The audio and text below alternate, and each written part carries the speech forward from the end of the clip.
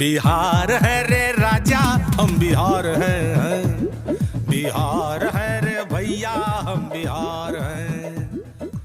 दोस्तों, आज हम लोग बिहार के उस जिले की बात करेंगे जिस जिले से भारत की सबसे पहली गरीब रथ ट्रेन तत्कालीन रेल मंत्री लालू प्रसाद यादव द्वारा चलाई गई थी। आज बिहार के उस जिले की बात करेंगे जो पूर्व मुख्यमंत्री श्री विंदेश्वरी प्रसाद मंडल का जन्म स्थल भी यही है।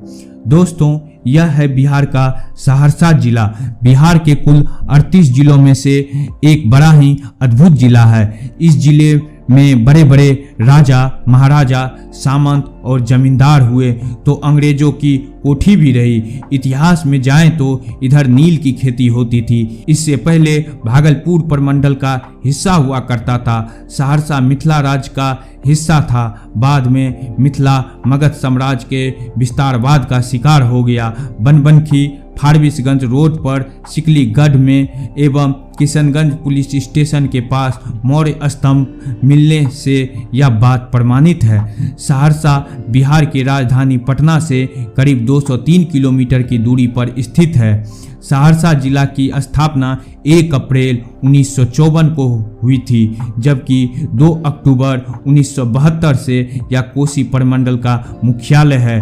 प्राचीन काल से सहरसा जिला स्थित महसी नामक स्थान पर आदि शंकराचार्य तथा उस समय के प्रसिद्ध स्थानीय विद्वान मंडन मिश्र के बीच हुए शास्त्रार्थ के लिए विख्यात रहा है। यहाँ के न्यूमेरिकल डाटा की बात करें तो 2011 के सेंसेक्स के आधार पर यहाँ की जनसंख्या 19,661 के करीब है। यहाँ की साक्षरता दर की बात करें तो 54.57% है, जबकि सेक्स रेशियो की बात की जाए तो यहाँ प्रति 1000 पुरुषों पर 906 महिलाएं हैं। वहीं इस नगर की कुल जनसंख्या 1,56,540 है, जिसमें से 83,291 पुरुष और 73,249 स्त्रियां हैं। इसका साक्षरता दर 75.63% है। यहाँ के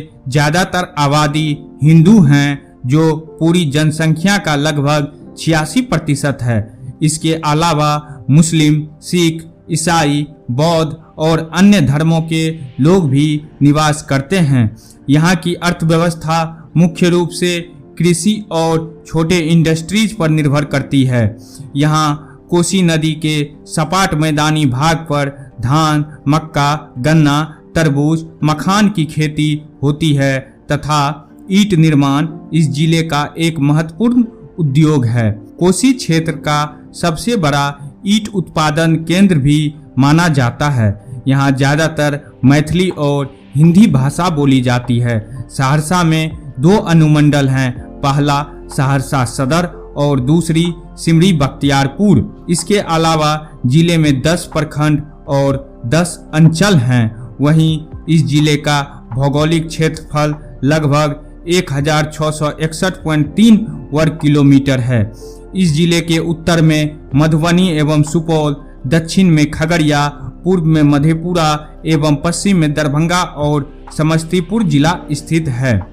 64 योगिनी रक्तकाली मंदिर, जिसे मत्स्यगंधा मंदिर के नाम से भी जाना जाता है, जो कोसी भर में प्रसिद्ध है। यहाँ सैकड़ों लोग प्रतिदिन पूजा और संध्या काल में घूमने आते हैं। यहाँ 64 योगिनी मंदिर की वास्तुकला अद्भुत है। मंदिर की आंतरिक दीवारों पर उत्कीर्ण किए गए 64 देवी देवताओं की मूर्ति है। साथ ही यहाँ एक अंडाकार आकार का मंदिर भी है, जो दूर दूर से भक्तों को आकर्षित करता है। बिहार सरकार ने इस जगह पर एक सुंदर पर्यटक परिसर स्थापित किया है। इसमें मां काली की एक बहुत बड़ी प्रतिमा स्थापित है। इस मंदिर के उत्तर दिशा में एक पुरानी झील का निर्माण किया गया था, जो वर्षों से वीरान पड़ा है। श्री उग्रतारा मंदिर सहरसा स्टेशन से करीब 17 किलोमीटर के दूरी पर स्थित मेहसी प्रखंड के मेहसी गांव में प्राचीन मंदिर में भगवती मां तारा की मूर्ति बहुत पुरानी है और दूर दूर से भक्तों को आकर्षित करती है। मुख्य देवताओं के दोनों तरफ 2 छोटे देवी देवताएं हैं, जिन्हें लोगों द्वारा एक जटा और नील सरस्वती सरस्वती के रूप में पूजा की जाती है। सूर्य मंदिर कंधा गांव सहरसा मुख्यालय से पश्चिम 16 किलोमीटर के दूरी पर स्थित है, जहां हजारों भक्तजन आते हैं और भगवान भास्कर की पूजा अर्चना कर मनचाहा फल पाते हैं। महाभारत और सूर्य पुराण के अनुसार इस सूर्य मंदिर का निर्माण द्वापर युग में हो चुका था। पौराणिक मान्यता के अनुसार भगवान श्री कृष्ण के पुत्र शंभ किसी त्वचा रोग से पीड़ित थे, जो मात्र यहाँ के सूर्य कूप के जल से ठीक हो सकते थे। यह पवित्र सूर्य कूप अब भी मंदिर के निकट अवस्थित है। इसके पवित्र जल से अभी भी त्वचा रोगों के ठीक होने की बात बताई जाती है। दिव्री स्थान सहरसा मुख्यालय से तकरीबन 7 किलोमीटर की दूरी पर स्थित कहरा प्रखंड के दिव्री स्थान में मां बिसहरी का मंदिर है।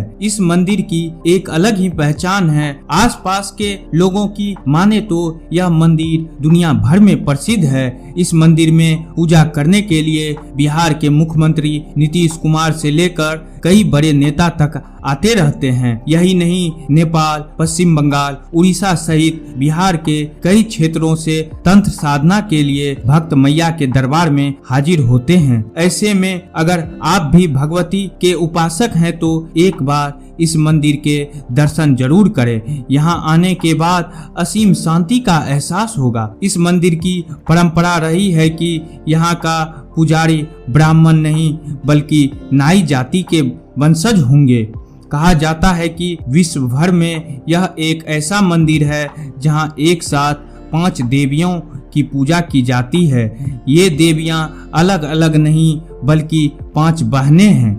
हर साल इस भगवती स्थान में भव्य मेला का भी आयोजन होता है। इस मंदिर में जो भी व्यक्ति हाजिरी लगा देता है उसकी मन्नत जरूर पूरी होती है। इस भगवती मंदिर की एक मान्यता यह भी है कि अगर किसी को कोई सर्प या बिच्छू डस ले तो मैया का चढ़ाया गया नीर पिलाने से विष नहीं चढ़ता।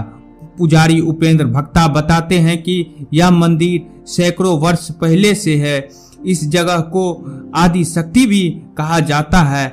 आदि शक्ति माँ भगवती विशाला विश्व की मालिक है। वह बताते हैं कि विराजमान देवी 5 बहन हैं, जिनके नाम दुतला देवी, मनसा देवी, माँ भगवती, विषहरा और 5वीं पायल देवी है। कहा जाता है कि दुनिया भर का यह पहला मंदिर है जहां 5 बहनें एक साथ विराजमान है। सोनबरसा प्रखंड का विराटपुर गांव स्थित देवी चंडी की प्राचीन मंदिर के लिए प्रसिद्ध है। यह गांव महाभारत काल से राजा विराट से भी जुड़ा हुआ है। निवासन के दौरान पांडवों ने यहां सालों तक समय व्यतीत किया था। तांत्रिक विद्वान और भक्त इस चंडी मंदिर को बहुत महत्व देते हैं। महेशी स्थित तारा मंदिर, धमारा घाट स्थित कत्यानी मंदिर के साथ साथ यह मंदिर एक समभुज त्रिभुज बनाता है। नवरात्रि के दौरान दूर दराज के स्थानों से लोग गांव में शक्ति की देवी की पूजा करने के लिए आते हैं। दुर्गा मंदिर ओकाही 70 कटैया, यह गांव 70 कटैया प्रखंड में स्थित है। इसमें खुदाई के दौरान देवी दुर्गा की एक प्राचीन मूर्ति का पता चला है।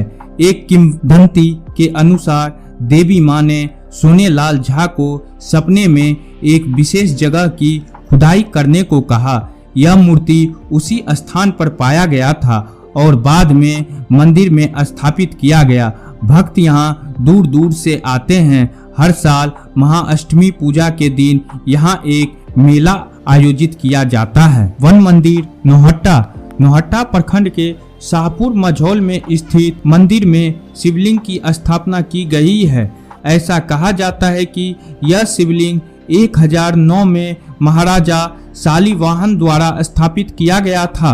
हिंदू शाली भवन के पुत्र जीमत बहन के नाम के बाद जितिया नामक एक त्योहार मनाते हैं।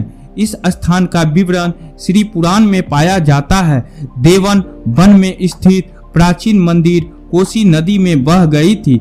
स्थानीय लोग ने स्नान क्षेत्र में एक नए मंदिर का निर्माण किया है। नौहट्टा यह एक पुराना गांव है जो मुगलों के समय से महत्वपूर्ण है और वर्तमान में उसी नाम के प्रखंड का मुख्यालय है। गांव में शिव मंदिर की ऊंचाई लगभग 80 फुट है। 1934 के भूकंप में क्षतिग्रस्त होने वाले मंदिर को श्रीनगर स्टेट के राजा श्री नंद सिंह ने पुनर्निर्माण किया। माधो सिंह की एक कब्र लगभग 50 फीट ऊंची है। माधो सिंह लांदरी घाट के युद्ध में शहीद हो गए थे। इस जिले में शिक्षा के लिए बहुत सारे निजी और सरकारी स्कूल और कॉलेजेस हैं। सहरसा कॉलेज ऑफ सहरसा, केंद्रीय विद्यालय सहरसा, जवाहर नवोदय विद्यालय बरियाही, राजकीय पॉलिटेक्निक महाविद्यालय Saharsa, Lord Buddha medical college Baijnathpur और भी कई सारे कॉलेजेस हैं। अगर आप सहरसा घूमने का मन बना रहे हैं तो सड़क और रेल मार्ग दोनों से आ सकते हैं। यह राष्ट्रीय और राजमार्ग दोनों से जुड़ा हुआ है। राष्ट्रीय राजमार्ग 31 यहाँ से गुजरता है। सहरसा भारतीय रेल मार्ग की बड़ी लाइन द्वारा देश की राजधानी दिल्ली, कोलकाता, अमृतसर, रांची जैसे बड़े शहरों से जुड़ा हुआ है। भारत की सबसे पहली गरीब रथ ट्रेन तत्कालीन रेल मंत्री लालू प्रसाद यादव द्वारा सहरसा से ही चलाई गई थी। धन्यवाद। और भी इस तरह के वीडियो देखने के लिए हमारे चैनल को सब्सक्राइब करें, लाइक करें। अगर कोई सुझाव हो तो आप हमें कमेंट के माध्यम से दे सकते हैं और अपने दोस्तों के साथ भी शेयर करें। धन्यवाद।